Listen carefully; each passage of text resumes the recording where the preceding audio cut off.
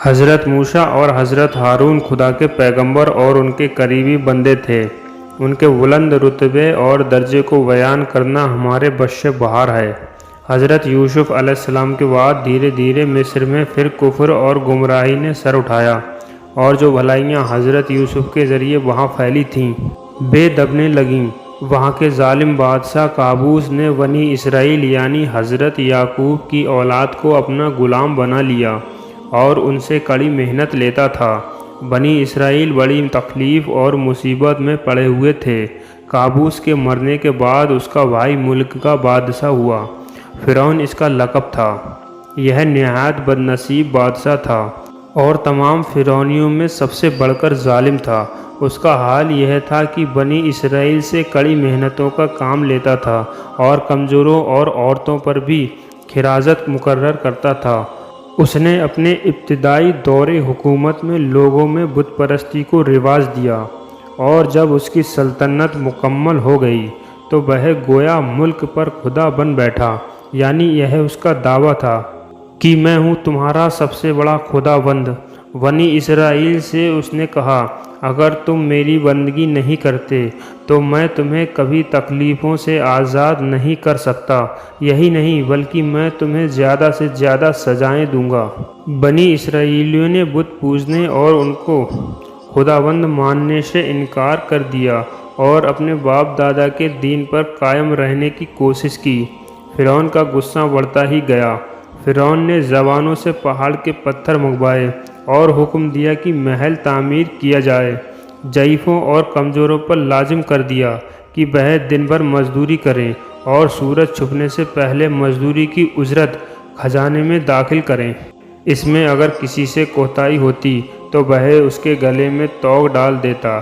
اسی طرح وہ بنی اسرائیلیوں کو ستاتا اور بنی اسرائیل کے لوگوں کو ذلیل کرتا رہا۔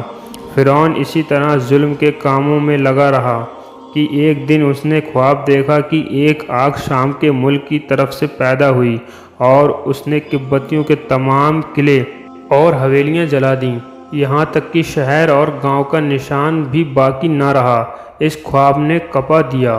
اس نے کہانیوں اور خواب کی تعبیر بتانے والوں کو بلایا۔ ان لوگوں نے کہا، اس خواب کی تعبیر یہ ہے کہ بنی اسرائیلیوں میں کوئی ایسا شخص پیدا ہوگا جو قبطیوں کی سلطنت کی بنیاد اکھیڑ کر رکھ دے گا۔ فرعون نے جب یہ سنا تو اس نے حکم دے دیا کہ بنی اسرائیل کی عورتوں کی نگرانی کی جائے اور ان کے یہاں جو لڑکا بھی پیدا ہو اسے فوراً قتل کر دیا جائے کہ نہ رہے بانس نہ بجے بانسری۔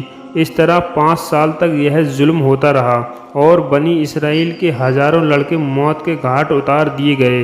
اسی درمیان بنی اسرائیل میں پلیگ کی بیماری پیدا ہوئی اور بنی اسرائیل کے ہزاروں آدمی مر گئے۔ قبطیوں نے فرعون سے جا کر فریاد کی کہ بنی اسرائیل کے ہزاروں لوگ بیماری سے ہلاک ہو چکے ہیں اور ان کے لڑکے قتل ہوتے جاتے ہیں۔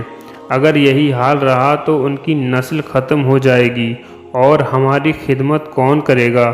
ہم تو بڑی مشکل میں پڑ جائیں گے۔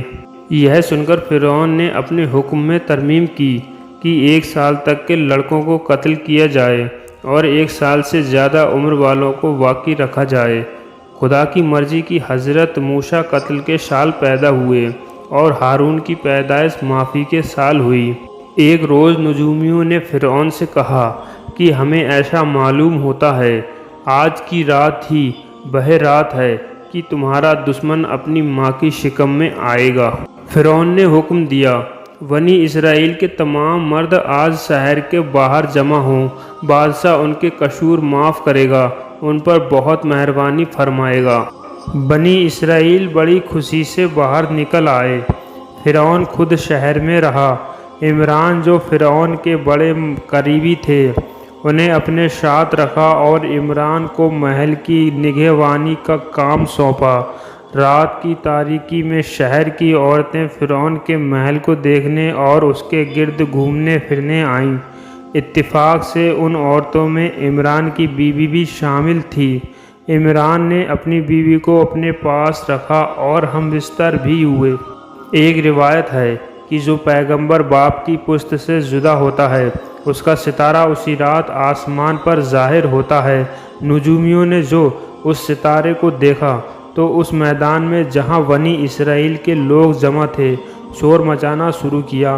شور کی آواز فرعون کے کان تک پہنچی اور اس کے دل میں ایک رعب اور ہیبت طاری ہوئی۔ وہ محل کے دروازے پر آیا اور عمران سے پوچھا، یہ شور کیسا ہے؟ عمران نے کہا، میرا گمان ہے کہ جو مہربانی آپ نے بنی اسرائیلیوں پر کی ہے اس سے بے خوش ہو کر خوشی میں شور مچا رہے ہیں۔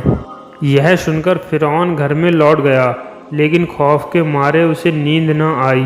کہتے ہیں کہ جب حضرت موسیٰ علیہ السلام کی ماں حاملہ ہوئیں تو حمل کی کوئی علامت ظاہر نہ ہوئی، جس کی وجہ سے حمل کی خبر کسی کو نہ ہو سکی اور کوئی دائی بھی ان پر مقرر نہ ہوئی۔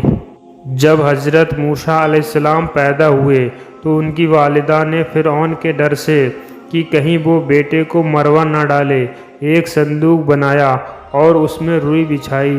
پھر حضرت موسیٰ کو دودھ پلا کر اور ان کی آنکھوں میں سرما لگا کر انہیں اسی صندوق میں لٹا دیا اور صندوق کو دریائے نیل میں تیرا دیا۔ فرعون کی بیٹی کو کوڑ کی بیماری تھی۔ سارے طبیب اس کا علاج کر کے ہار گئے تھے اور کہا تھا کہ اس کی تندرستی ایک جانور کے منہ کے لعاب سے ہوگی جو تمہارے زمانے میں دریا سے نکلے گا۔ صندوق دریا میں تیرتا رہا اور تیرتے تیرتے وہ فرعون کے محل کے قریب درختوں کے درمیان پہنچ گیا۔ جب صندوق کھولا گیا تو حیرت کی انتہا نہ رہی کہ اس میں ایک خوبصورت بچہ لیٹا ہوا تھا اور اپنا انگوٹھا چوس رہا تھا۔ بچے کا نام موسیٰ رکھا گیا۔ موسیٰ ان کی زبان میں پانی اور درخت کو کہتے ہیں۔ خدا نے حضرت موسیٰ کی محبت فرعون اور اس کی بیوی عائشہ کے دل میں ڈال دی اور اس سے اسے اپنا بیٹا بنا کر پالنا چاہا۔ حضرت موسیٰ کی بہن یہ سب تماشا دیکھ رہی تھی۔ عائشہ نے دائیوں کو بلایا کہ وہ بچے کو دودھ پلائیں، لیکن حضرت موسیٰ کسی کا دودھ پینے کے لیے تیار نہ ہوئے۔ حضرت موسیٰ کی بہن نے کہا، میں ایک عورت کو بلاتی ہوں، شاید یہ اس کا دودھ پی سکے۔ حضرت موسیٰ کی ماں کو طلب کیا گیا۔ بچہ رغبت سے دودھ پینے لگا۔ اس طرح حضرت موسیٰ کو ان کی ماں کے حوالے کر دیا گیا اور بچے کو دودھ پلانے کی مزدوری مقرر کر دی گئی اور حکم دیا گیا کہ ہفتے میں ایک بار وہ ضرور اسے شاہی محل میں لایا کریں۔ جب حضرت موسیٰ علیہ السلام 1 سال کے ہوئے تو ایک دن عائشہ حضرت موسیٰ کو فرعون کے پاس لے گئیں۔ فرعون نے اپنی گود میں بٹھایا اور پیار کرنے لگا۔ حضرت موسیٰ نے ہاتھ بڑھا کر فرعون کی داڑھی پکڑ لی۔ فرعون کو غصہ آیا اور اس نے حکم دے دیا کہ بچے کو قتل کر دیا جائے۔ بیوی عائشہ نے کہا، یہ چھوٹا بچہ ہے، اس کی حرکتوں کو عقل کی ترازو میں تولنا کہاں کی دانائی ہے۔ بچے نے جان بوجھ کر آپ کے وال نہیں کھینچے ہیں۔ آزمائش کے لیے 2 تست لائے گئے، ایک میں یاقوت رکھا گیا اور ایک میں انگارے۔ دونوں تست بچے کے آگے رکھ دیے گئے۔ حضرت موسیٰ نے اپنا ہاتھ یاقوت کی طرف بڑھانا چاہا، لیکن جبرائیل امین نے ان کا ہاتھ دوسرے تست کی طرف پھیر دیا۔ انہوں نے انگارہ ہاتھ میں لے کر منہ میں ڈال لیا، جس سے ان کی زبان تھوڑی سی جل گئی۔ فرعون کا غصہ ٹھنڈا ہو گیا اور بچہ پھر دائی کے حوالے کر دیا گیا۔ اس طرح سائی محل میں حضرت موسیٰ کی پرورش ہوتی رہی اور ان کی تعلیم اور تربیت کا پورا انتظام ہوتا رہا، یہاں تک کہ وہ اپنی نوجوانی کو پہنچے، جس وقت وہ عمدہ لباس پہن کر اور سوار ہو کر نکلتے تو لوگ یہی سمجھتے تھے کہ یہ شہزادہ ہے اور فرعون کا بیٹا۔ تو میرے عزیز ساتھیوں، اس سے آگے کا قصہ ہم پارٹ 2 میں بیان کریں گے انشاءاللہ۔ تو ملتے ہیں اگلی ویڈیو میں۔ اللہ حافظ۔